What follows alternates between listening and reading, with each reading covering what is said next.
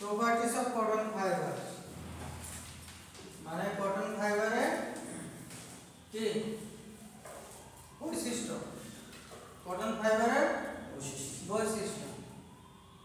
এই প্রপার্টিস কয়েক ধরনের হতে পারে। একটা হয় তোমার হচ্ছে ফিজিক্যাল, মেকানিক্যাল,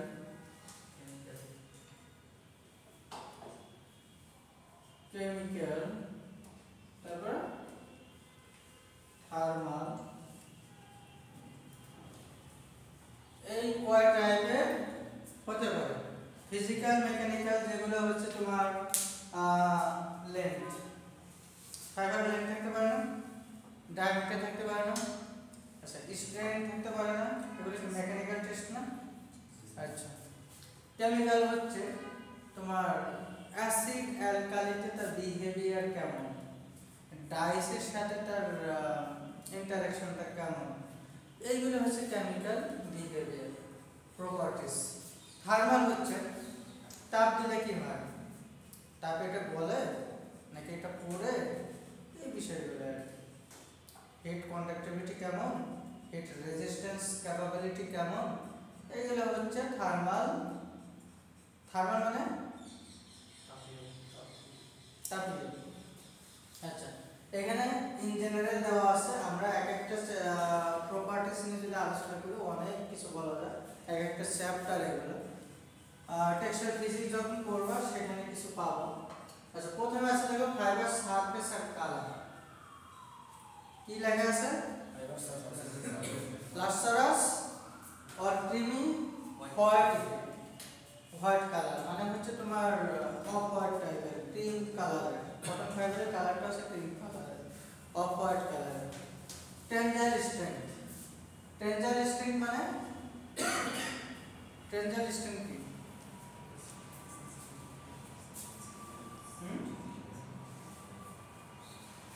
টেনসাইল স্ট্রেংথ মানে কি?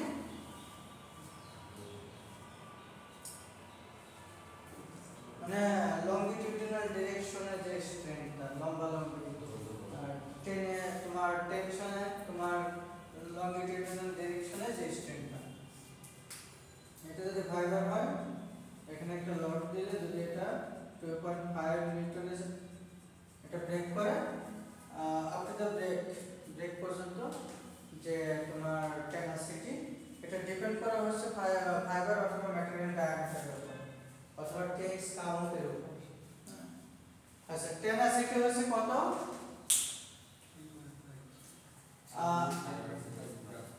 এই টেনাসিটিটা হচ্ছে totally directly related to the তোমার length,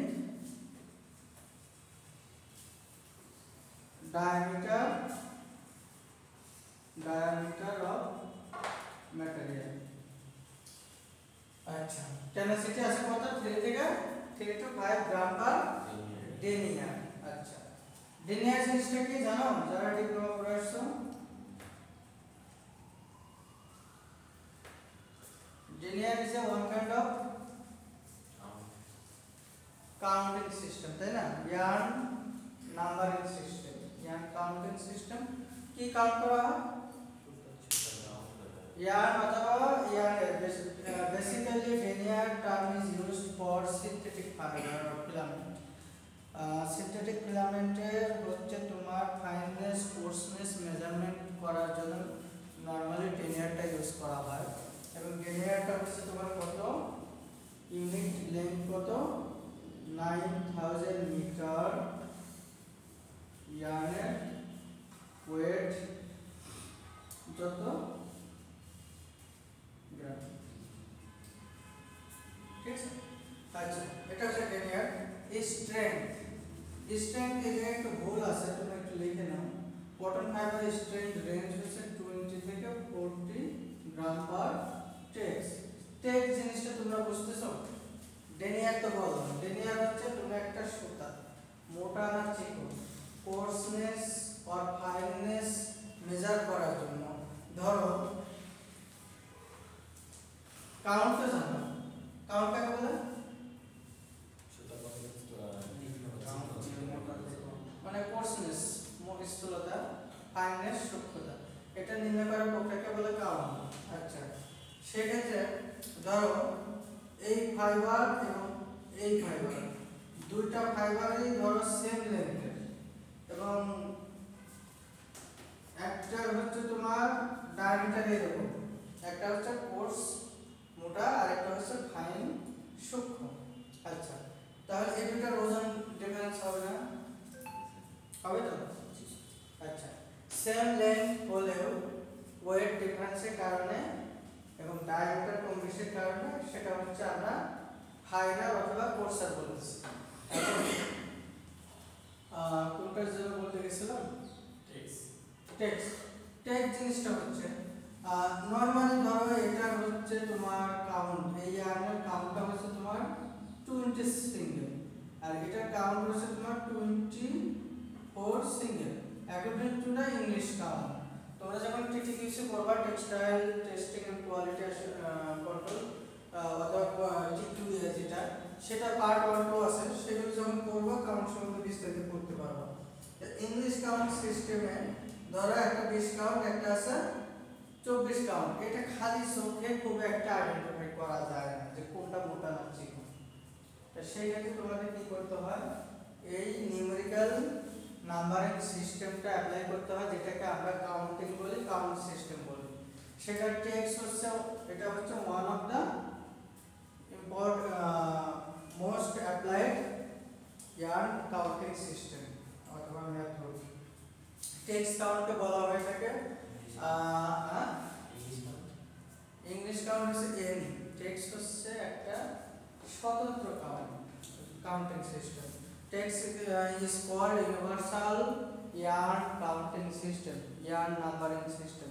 Text system is called universal yarn counting অথবা numbering system.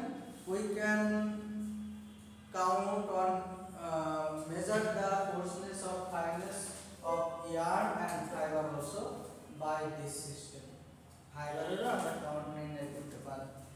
আচ্ছা, টেক্সট হচ্ছে ডিরেক্টলি, এটা ডিরেক্ট সিস্টেম।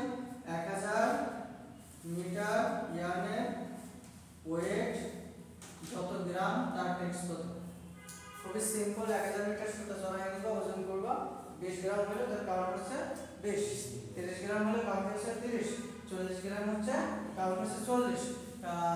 টেক্সট সিস্টেমে লেন্থ হচ্ছে fixed but wait variable.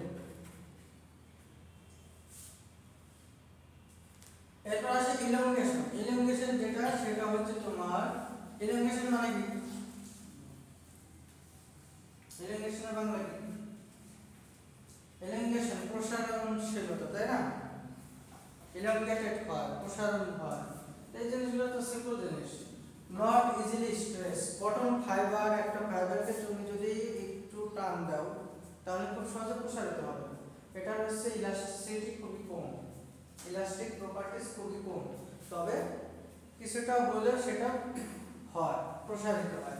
Elongation at break, প্রসারণশীলতা কত? 5 থেকে 10%।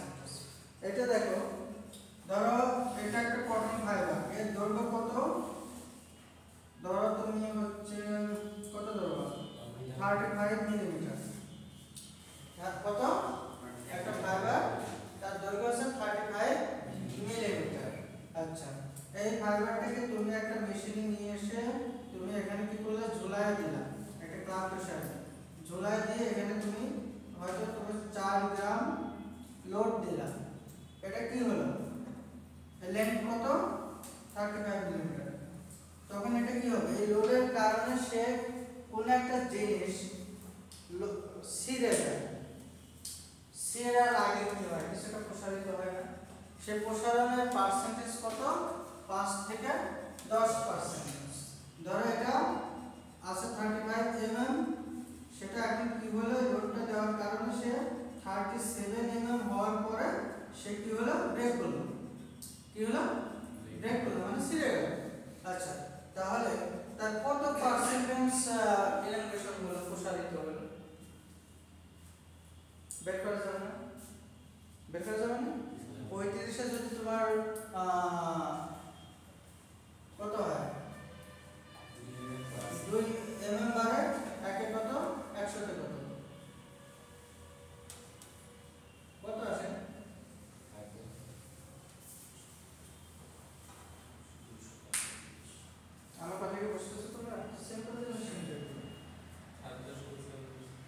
5.6%, তাই না? তাহলে আমরা ইলাঙ্গুয়েশন অ্যাট ব্রেক, এই যে ফাইবারটা জাস্ট হচ্ছে 4 গ্রাম অথবা তোমার 1 নিউটন, যতটুকু নিউটনে এটা ছিঁড়ে যায়। আমরা যে স্ট্রেন দেখছি না, ধরো এই নিউ দেখো, থেকে 5 গ্রাম পার মিনিট। আচ্ছা, এরকম যদি হয় তাহলে কি হচ্ছে, লোডটা দেওয়ার কারণে সে হচ্ছে 6% ইলাঙ্গুয়েশন হওয়ার পরে এটা ব্রেক করতেছে। তো ইলাঙ্গুয়েশন অ্যাট ব্রেক অথবা ইলাঙ্গুয়েশন পার্সেন্টেজ কিভাবে মেজার করে বুঝতে পারছো? এবং কটন ফাইবারে সেটা রেঞ্জ কত, 5 থেকে 10% হয়ে থাকে। আচ্ছা, ইলাস্টিক প্রপার্টিজ দেখো রিলেটেড। ইলাস্টিকের ক্ষেত্রে হচ্ছে তার হচ্ছে ইলাস্টিসিটি, কোন একটা ম্যাটেরিয়ালের ইলাস্টিসিটি বোঝায় এরকম যে কোন একটা ম্যাটেরিয়ালকে যদি যে ডাইমেনশনে থাকে তার উপরে যদি লোড অ্যাপ্লাই করি, সেই লোড অ্যাপ্লাই করার পরে সেটা যদি প্রসারিত হয় এবং যদি সেটাকে আবার লোডটা সরায় দিই আগের ডাইমেনশনে ফিরে আসে, সেটা বলে 100% ইলাস্টিক প্রপার্টি সম্পূর্ণ ম্যাটেরিয়াল। কথা বুঝছো? ইলাস্টিসিটি মানে হচ্ছে স্থিতিস্থাপকতা। কোন একটা ম্যাটেরিয়ালে তুমি লোড অ্যাপ্লাই করলা, সেটা ডিফর্ম হলো অথবা প্রসারণ হলো, ইলাঙ্গুয়েশন হলো, লোড সরায় নিলে আগের ডাইমেনশনে ফিরে আসলো, ওই ধরনের ম্যাটেরিয়াল ওই প্রপার্টিজকে বলা হয় ইলাস্টিক প্রপার্টিজ, ইলাস্টিসিটি। ধরো তোমরা রাবার টাকা ইউজ করো না কখনো? রাবার টাকা, তাদের অনেক টাকা, লাখ লাখ টাকা, তার তো রাবারের টাকা জড়ায় রাখে, তাই না? আচ্ছা, সেটাকে টানলে তার লেন্থের থেকে কয়েক গুণ প্রসারিত হয় না? ছেড়ে দিলে তার আগের ডাইমেনশনে ফিরে আসে। এই প্রপার্টিজটাকে বলা হয় ইলাস্টিসিটি, ইলাস্টিক প্রপার্টিজ। আচ্ছা, নরমালি কটন ফাইবার হচ্ছে লেস ইলাস্টিক প্রপার্টিজ। এটা হচ্ছে এই যে লোডটা দিলে না, লোডটা দেওয়ার পরে এটা হচ্ছে এই পর্যন্ত ছিল 35 mm, 2 mm বাড়ার পরে এটা ব্রেক করছে। কিন্তু যদি এই লোডটা আমরা হয়তো 1.5 mm বাড়ার পরে লোডটা সরাই দিই, তাহলে তো ব্রেক করতে না। তাহলে এই 1.5 mm বাড়ার পরে সেটা যে আবার সোজা আবার রিটার্ন করে এই 35 mm এর কাছে যায়, তো বিষয়টা এরকম না। কটন ফাইবারের ক্ষেত্রে এটা হয়ে থাকে না, এটা জাস্ট হচ্ছে প্লাস্টিক ডিফর্মেশন হয়ে যায়। ইলাস্টিক না, প্লাস্টিক ডিফর্মেশন হয়ে যায় সার্টেন লোডের আন্ডারে। at 2% extension 74% recovery. যদি এটা এমন হতো যে 35 এর জায়গায় 36 হতো mm, তাহলে এটা অনেক ক্ষেত্রে তার প্রিভিয়াস ডাইমেনশনে, অরিজিনাল ডাইমেনশনে ব্যাক করতে পারতো।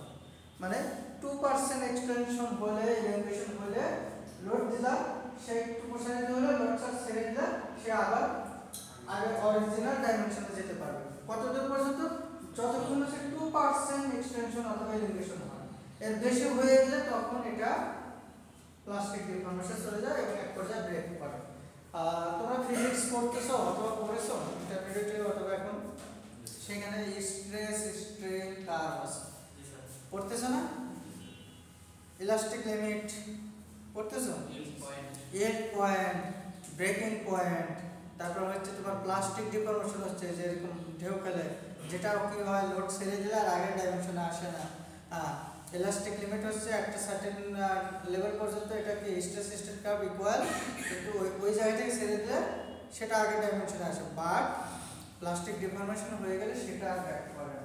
তার কটন ফাইবারের ক্ষেত্রে 2% এক্সটেনশন পর্যন্ত এই ম্যাটেরিয়ালটা তার রিকভারি হয় 74%, এবং তার বেশি যদি এক্সটেনশন ইলাঙ্গুয়েশন হয়ে যায় তখন সেটা ব্রেক করে অথবা ব্যাক করে।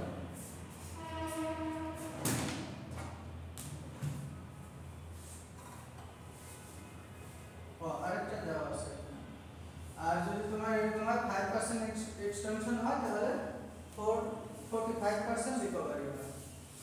আচ্ছা, এখন দেখো স্পেসিফিক গ্র্যাভিটি কত দেওয়া আছে? 1.54। এটা জানো আপেক্ষিক বাংলা কি? স্পেসিফিক গ্র্যাভিটি আপেক্ষিক গুরুত্ব, তাই না?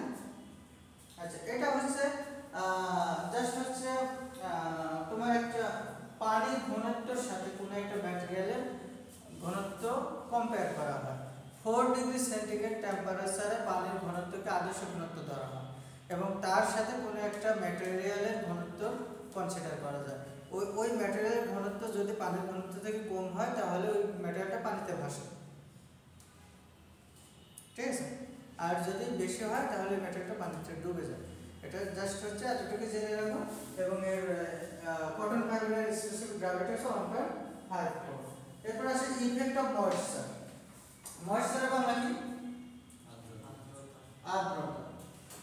কটন ফাইবারের আর্দ্রতা কত? ময়েশ্চার রিগেন হচ্ছে তোমার স্ট্যান্ডার্ড, এটা ভুল দেওয়া আছে, এই ময়েশ্চার রিগেন হবে 8.5% standard. Standard moisture regain, humidity টার্মটা এখানে ভুল দেওয়া আছে। Standard moisture regain, moisture content MC এবং ময়েশ্চার রিগেন এই টার্মগুলো তোমরা শুনে আসছো। ময়েশ্চার রিগেন মানে কি? ময়েশ্চার রিগেন মানে তোমরা এই জিনিসগুলো শোনো নাই কখনো? ময়েশ্চার রিগেন জিনিসটা কি? রিগেইন, গেইন মানে কি? অর্জন করা। রিগেইন মানে কি? পুনর্প্রাপ্তি, পুনর্অর্জন, তাই না? তা ময়েশ্চার আর্দ্রতা পুনর্প্রাপ্তি পড়ছো না ডিপ্লোমাতে? হ্যাঁ, কিভাবে হয়? কিভাবে হয়? নিরঙ্কুশ শুষ্ক ওজনের নাম শুনছো? Oven dry weight. কোন একটা ফাইবারকে, কোন একটা ম্যাটেরিয়ালকে ওভেনে দিলে কি হয়? ওর ভিতরে আর কোনো ওয়াটার মলিকুল থাকে? মানে একটা সার্টেন টাইম পরে ওটা কিন্তু পুড়েও যায় যখন ওর মধ্যে আর কোনো এই ধরনের হিউমিডিটি ময়েশ্চার না থাকে। তাহলে নিরঙ্কুশ oven dry weight, oven dry weight এটা হচ্ছে actual weight of that materials, মানে যেখানে আর কোনো আদার্স মলিকুল ওয়াটার এই জাতীয় কিছু নাই, একদম ওভেন নিরঙ্কুশ শুষ্ক ওজন যেটার মধ্যে আর কোনো পানি টানি নেই। আচ্ছা, এরকম 100 গ্রাম ফাইবার যদি তুমি এই কন্ডিশনে রেখে দাও, ওপেন অ্যাটমসফেরিক কন্ডিশনে রেখে দাও, তাহলে এটা কি করবে? এয়ারে প্রচুর পরিমাণ ওয়াটার আছে না, ওয়াটার মলিকুল আছে না? তাহলে যদি আমরা কটনের কথা চিন্তা করি, একদম ওভেন থেকে বের করি অথবা এমন শুষ্ক কটন ফাইবারগুলো নিয়ে তুমি কি করলে এমন একটা অ্যাটমসফিয়ারে রাখলে যেটা প্রচুর বাতাসে প্রচুর ওয়াটার মলিকুল আছে, তাহলে এই কটন ফাইবার কি করতে পারে? তার ওজনের 8.5% ওয়াটার মলিকুল অ্যাবজর্ব করতে পারে, রিগেইন করতে পারে। তুমি তো ওভেনে নিয়ে একটা শুকাই দিচ্ছ না। যদি তুমি স্ট্যান্ডার্ড টেম্পারেচার এবং হিউমিডিটি মেনটেন করতে পারো, রিলেটিভ হিউমিডিটি এবং টেম্পারেচার মেনটেন করতে পারো, একদম ওভেন থেকে 1 কেজি তুলা এখানে নিয়ে এসে রেখে দাও, এই রুমের টেম্পারেচার 27 ডিগ্রি +-2 ডিগ্রি এবং তোমার 65% +-2% রিলেটিভ হিউমিডিটি রাখো, তাহলে কি করবে? এই স্ট্যান্ডার্ড অ্যাটমসফেরিক কন্ডিশনে সেই 1 কেজি তুলা 1 কেজি 85 গ্রাম হয়ে যাবে, তাই না? মানে এই সে কি করলো? তার নিরঙ্কুশ শুষ্ক ওজন থেকে আরো ময়েশ্চার রিগেইন করলো, ময়েশ্চার পুনর্প্রাপ্ত করলো। কোথা থেকে? Standard temperature atmospheric condition. বুঝতে পারছো? এটা হচ্ছে ময়েশ্চার রিগেইন। কটন ফাইবারের স্ট্যান্ডার্ড ময়েশ্চার রিগেইন কত পার্সেন্টেজ?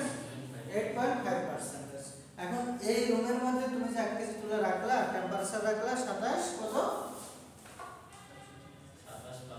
27 degree +-2 degree. এটা হচ্ছে তোমার এটা ডিপেন্ড করে হচ্ছে তোমার কি বলে ট্রপিক্যাল সাব ট্রপিক্যাল কান্ট্রির উপরে।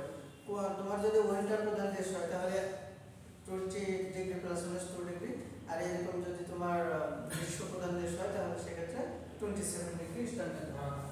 আচ্ছা, এখন যদি তোমার এরকম হয়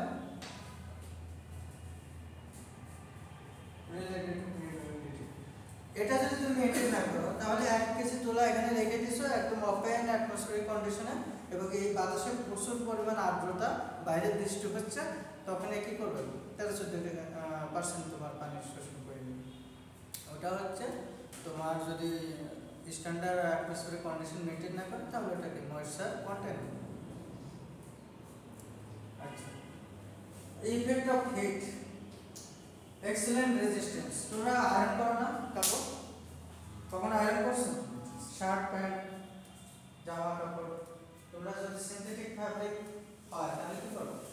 মানে নাইলন পলিস্টার এগুলো চলে তোমরা টেম্পারেচার কমায় দাও, না হলে কি হয় একদম গলে যায়, লেগে যায় আয়রনের সাথে। আর কটনের ক্ষেত্রে কি করো? ফোর্সিং দিয়ে যাবে, 100-150 অনেক সমস্যা নেই।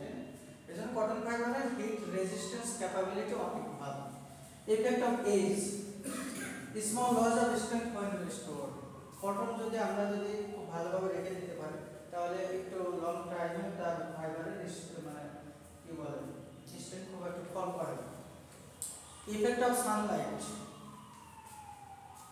সানলাইট জিনিসটা তো বুঝতেছো, সূর্যের আলোতে নরমালি কি হয় যদি লং টাইম এক্সপোজ করে রাখি অনাবৃত অবস্থায় রাখি তাহলে কি হয় আল্ট্রাভায়োলেটের কারণে এর হচ্ছে স্ট্রেংথ গ্র্যাজুয়ালি কম করে।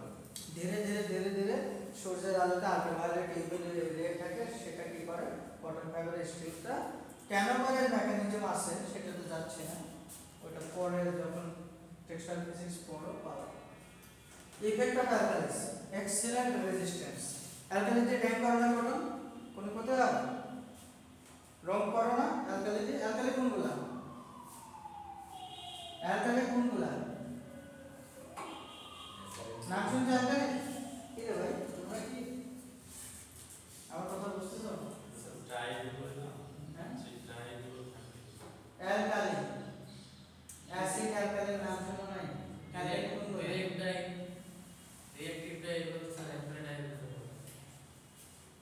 বাইরে কারে কি করায়? অ্যালকালির নাম শুনো নাই? অ্যালকালি দিয়ে কি করে? স্যার ওই টাইপ করার সময় ওই কেমিক্যালটা কাজে লাগে তো ক্ষেত্রে না সিরিয়াসলি রিঅ্যাকশন করবে কোন আমরা নেই। হাই তোমরা 9-10 এ পড়ো না অ্যালকালি অ্যাসিড, ক্ষার ক্ষারক অম্ল এগুলো পড়ো না ইন্টারমিডিয়েটে? পড়ছো? লজ্জাজনক।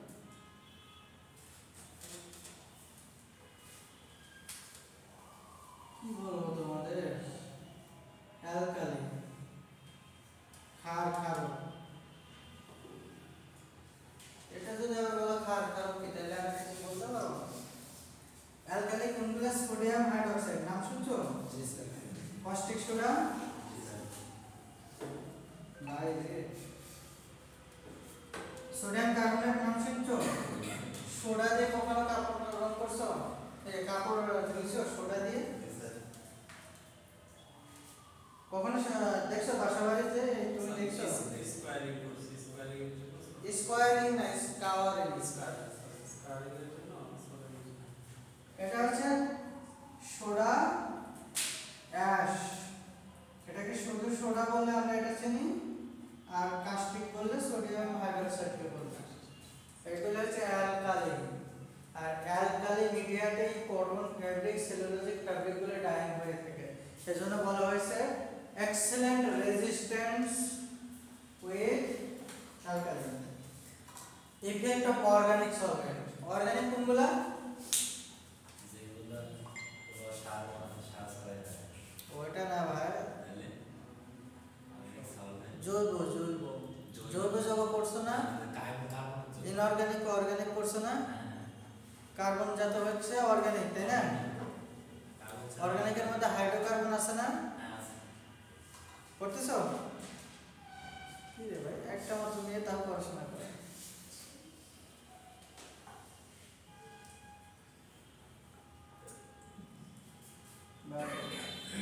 আচ্ছা অর্গানিক সলভেন্ট হচ্ছে তোমার যেমন copper complex concentrate 70% of sulphuric acid, এগুলোতে ডিসপার্স হয়ে যায়। কারণ হচ্ছে তুমি কটন ফাইবার নিয়ে 70% এবং অ্যাবভ 70% স্ট্রেংথের সালফারিক হাইড্রোক্লোরিক নাইট্রিক এই স্ট্রং অ্যাসিডগুলোতে যদি কটন ফাইবার দিয়ে দাও কি হবে? কি হবে? অ্যাসিডে তোমার কথা কি বোঝা যায়? সাউন্ড অ্যাসিডে শক্তিশালী অ্যাসিডে হাইড্রোক্লোরিক সালফারিক নাইট্রিক অ্যাসিডগুলোতে যদি তুমি কটন ফাইবার দাও কি হবে? পুরো গলে যাবে, পুড়ে যাবে, ভ্যানিশ হয়ে যাবে। বুঝতে পারছো? Chemical properties. এখন আসলে এই প্রপার্টিজটা সবারই মুখস্থ থাকতে হবে। এটা ডিরাইভ করেছো কেমিস্ট্রিতেও পড়ায় টিচাররা। কি যে পড়তেছো আল্লাহ জানে কি হচ্ছে, হতাশ হয়ে যাচ্ছে। সেলুলোজ কত থাকে? এই যে কটন ফাইবার, প্রথম ক্লাসগুলোতে আমি বলছিলাম না সেলুলোজের স্ট্রাকচার আঁকাইছিলাম, মনে আছে? তোমরাই বলছিলে আমি টুইস্টিং করা। ওই এই ফাইবারকে সেলুলোজিক ফাইবার বলা হয়। তার কারণটা হচ্ছে majority percentage of component is cellulose, এবং এই সেলুলোজের পার্সেন্টেজ কত? 94 থেকে 96% পর্যন্ত হতে পারে। বাকি থাকে কি কি দেখো, প্রোটিন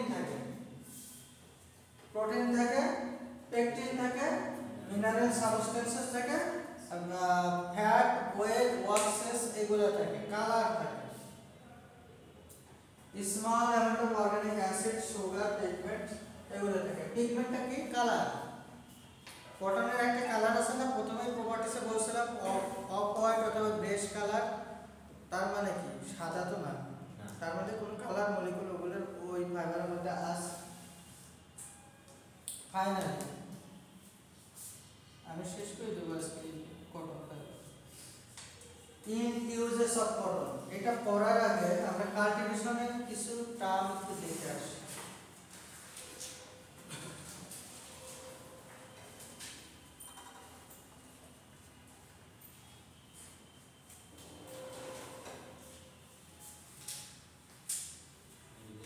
এগুলো আমরা দেখেছিলাম, জাস্ট একটু তোমরা পড়বা, তোমাদের কোশ্চেন থাকবে। এই যে cotton cultivation, king of fibre, এই স্লাইডে এই নোটটাতে তোমার হচ্ছে কাল্টিভেশন নিয়ে বেশ কিছু ইনফরমেশন এখানে দেওয়া আছে। এখানে শুধু কাল্টিভেশন বিষয়গুলো নিয়ে একটু লিখবা। কাল্টিভেশনের বাংলা বুঝতেছো? হ্যাঁ, কটন চাষ করা। আচ্ছা, এখানে দেখো যে তোমার 3000 বিসি বিফোর খ্রিস্ট এবং থেকে 1500 বিসি এই সময়টাতে ইন্ডিয়া এবং পাকিস্তানে তোমার প্রচুর পরিমাণে এগুলো চাষ হতো। আচ্ছা, কিং অফ ফাইবার এগুলো আমরা পড়েছি।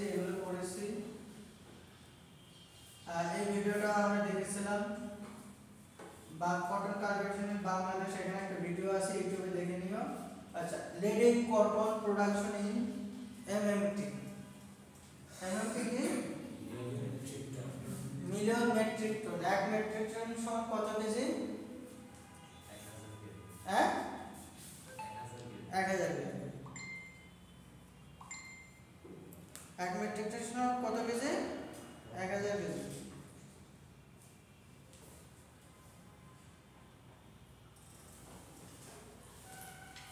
আচ্ছা দেখো, চায়নাতে কত হয়? 6.97 metric ton, million metric ton. ইন্ডিয়াতে 6.64।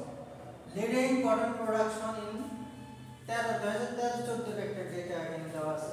ইউএসএ তে কত, পাকিস্তানে কত, জাস্ট একটু তোমাদেরকে ধারণা দেওয়ার জন্য।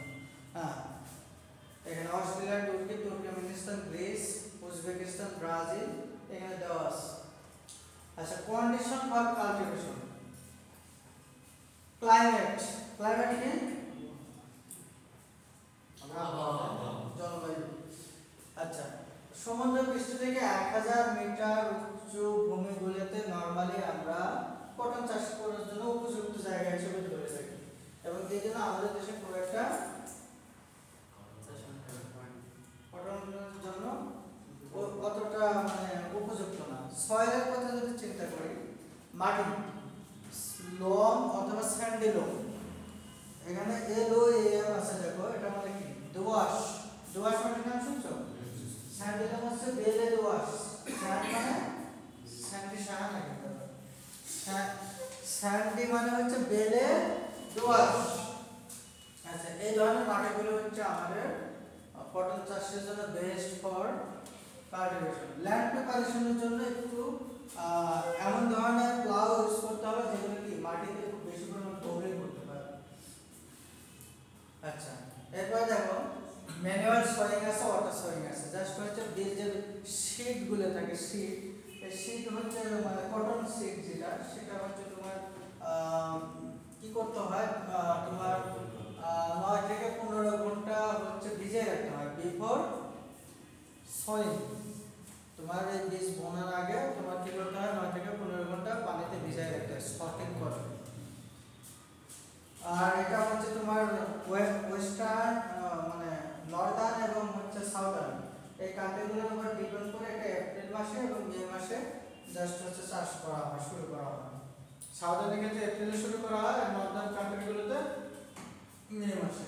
Life cycle of cotton fibre যেমন সিড এই বীজ থেকে সিডলিং চারা গাছ হচ্ছে স্মল প্লান্ট হচ্ছে তারপর কি হচ্ছে গাছ বড় হচ্ছে এরপর হচ্ছে কটন বল বার্ড তৈরি হচ্ছে দেন ফাইবার পাচ্ছি। আচ্ছা কাল্টিভেশন প্রসেস যে কথাগুলো বললাম প্রথমে কি করা হয় বপন করে দেওয়া হয় দেন হচ্ছে কি এপ্রিল টু মে মাসের মধ্যে জার্মিনেশন এখানে কি হয় 5 থেকে 10 দিনের মধ্যে এটা পাকার গজায় চারা তৈরি হয়। এরপর সিডলিং যেটাকে আমরা চারা বলতেছি দেন হচ্ছে স্কয়ার যে বার্ড কটন বার্ড আমরা ভিডিওতে দেখছিলাম হ্যাঁ সেই বার্ডটা তৈরি হয় 5 থেকে 7 সপ্তাহের মধ্যে। এরপর কটন বোল তৈরি হয় বার্ডগুলো ভেতরে ফাইবার জেনারেট হতে থাকে ডেভেলপ হতে থাকে এরপর সেটা হচ্ছে কি পেকে যায় এবং সেটা ব্রাস্ট করে। আচ্ছা ন্যাচারাল প্লান্ট 25 সপ্তাহের মধ্যে আমরা হচ্ছে কটন হারভেস্ট করতে পারি। আচ্ছা গ্রোথ স্টেজ এই জিনিসগুলো কোন কোন স্টেজে কি কি হচ্ছে সেটা এখানে দেওয়া আছে বোঝানোর কিছু নেই তোমাদের একটু পড়তে হবে। ফার্টিলাইজার অ্যাপ্লিকেশন এটাও তেমন কিছু নেই জাস্ট হচ্ছে একটা কমন একটা রেসিপি এখানে দেওয়া আছে যে আড়াই bag 2.5 bags of nitrogen dioxide যখন বীজটা বপন করা হয় তখন হচ্ছে তোমার 2.5 ব্যাগস অফ নাইট্রোজেন দেওয়া হয় 2 থেকে 3 bags of urea use in different split মানে এই 2-3 ব্যাগ ইউরিয়া জাস্ট কয়েকটা ভাগে দেওয়া হয়। আচ্ছা স্কোয়ারিং ক্লোরিন বল ফর্মেশন যেমন হচ্ছে প্রথমে দেওয়া হলো তোমার গাছটা ইউরিয়া তো নরমালি তোমরা যারা কৃষকের সাথে জানো একবার সব দিয়ে দেয় যখন হচ্ছে বীজটা মানে কি করতেছে তখন গাছটা যখন গাছ ছোট থাকে তখন একবার দেয় ফুলার সাথে একবার দেয় just potassium and micro nutrient boron দেওয়া হয়। বোরনটা হচ্ছে বেসিক্যালি মানে সয়েলের মানে ফার্টিলাইজ করার জন্য উর্বরতা বৃদ্ধি করার জন্য। আর the dose of nitrogen phosphorus can be increased or decreased keeping in view of the fertility of soil এই যে ইউরিয়া অথবা বোরন অথবা পটাশিয়াম ম্যাগনেসিয়াম যে ধরনের ফার্টিলাইজার তুমি ইউজ করো না এটা ডিপেন্ড করতেছে সয়েলের স্ট্রেংথের উপর। আচ্ছা এরপরে insect pest and disease cotton ফাইবারে কিন্তু প্রচুর পরিমাণ কটন গাছে প্রচুর পরিমাণ ইনসেক্ট আক্রান্ত হয় আর মানে তোমার পোকামাকড় এগুলো এখানে দেওয়া আছে আপনি স্ট্রিংসটা দেখেন এই যে বল ওয়ার্মস এই ওয়ার্মস মানে গুটি পোকা সিল্ক ওয়ার্মস তোমরা নাম শুনছো রেশম গুটি পোকা যেটাতে সিল্ক ফাইবার হয় এই ওয়ার্মস মানে গুটি পোকা এটা কি করে একাই যথেষ্ট কয়েকটা মানে গাছের একদম কটন বোলকে ধ্বংস করার জন্য এটা ফাইবারগুলো কেটে কেটে দেয়। তারপর পিঙ্ক বলওয়ার্ম আছে এই যে লাল এই যে এইগুলা এটা হচ্ছে পিঙ্ক টাইপের। তারপর আছে স্পটেড বলওয়ার্ম আছে কটন লিফ কার্ড ভাইরাস আছে কি হয় কটন গাছের পাতা আছে না তোমরা নরমালি যদি কখনো পাট চাষ অথবা কোনো ফসল চাষ দেখো যে পাতাগুলো কি হয় এভাবে ভাইরাস আক্রান্ত হলে এভাবে সবগুলোকে করে ফেলে একটা ঘরের মতো করে ফেলে যেটা হচ্ছে ওর গ্রোথটা নষ্ট করে দেয়। আচ্ছা বল রড ডিজিজ রুট ডিজিজ যেটা কারণে যেরকম হয় যে নষ্ট হয়ে যায় আর রুট রড মানে গাছের হচ্ছে গোড়াটা পচে যায় এইগুলো হচ্ছে তোমার ডিজিজ। আর এগুলো হচ্ছে আমরা বিভিন্ন ধরনের পেস্টিসাইড হার্বিসাইড এগুলো ইউজ করে আমরা এগুলোকে রিডিউস করতে পারি। তারপর হচ্ছে তোমার পিকিং এন্ড হারভেস্টিং এটা আমরা ভিডিও দেখছিলাম এটা নতুন কিছু না জাস্ট এখন সব কাছে মেকানিক্যাল হারভেস্টিং হয় কালেক্টিং হয়।